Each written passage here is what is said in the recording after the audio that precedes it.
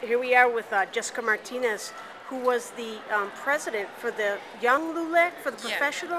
National LULAC Youth President. Okay, So dynamite. tomorrow, yeah. Oh, wow. Tomorrow we have elections, so we're excited to see who the next National Youth President will be. Oh, wow. Yeah. So what was it like? So you had to give a speech, or? Yeah, well, I served as National Youth President for 3 years now. I was elected at 16, turned 17 right after, and now I'm 19. So passing that to the next Youth President has been, and it's in my very own home state. Knowing that this is the National Convention we brought here, it's been an amazing experience to come up to now, just to meet people from all over the country, coming together on similar issues, and people and other organizations like ours that come together to our convention to work on these issues and to make an impact in the country is just a beautiful thing. Yeah, so. It really is really energetic in there. And yes. So what else have you learned? This, you know, the future really is in you guys' hands. So what do you say about that? Well, I mean, it's just amazing to bring a bunch of youth, young people together, from all walks of life, sometimes even political backgrounds in many cases, and to talk about issues that we all feel strongly about, many different approaches, but to come together and talk about it with a good discussion, and then figuring out how we're going to approach the issue, and whether it be lobbying at a national forefront or whatever it may be, just doing that and seeing what they've been doing in activism throughout the country, and coming here and hearing from the different perspectives of what they've been doing in their own home, in the grassroots level, and taking it to a national forefront. I mean, it's just an amazing experience to be here. So. Yeah. Well, and one more question.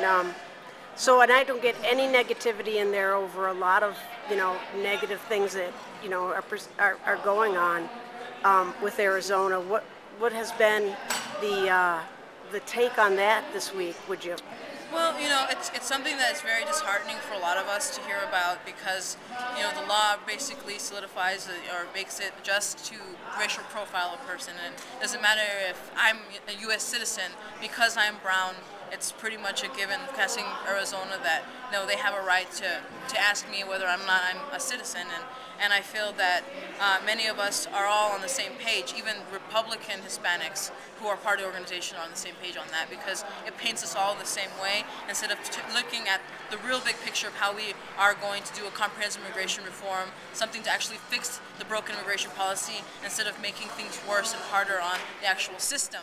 So that's one thing, but it's just coming together and realizing that and seeing that everybody's on the same page is a beautiful thing. And it's just very disheartening. Many of us are all working on it in different areas, knowing that New Mexico's a neighbor. We have a big responsibility to make sure that doesn't happen here, and how we're going to impact Arizona and changing that back to the way it was, and getting Arizona mobilized and active to get the voters to change that, and as well as not making that happen, not seeing the same things happen throughout the nation, and taking that to a national level. We're actually going to be taking this to we're filing a lawsuit. LULAC National is filing a lawsuit against the state of Arizona because of that law.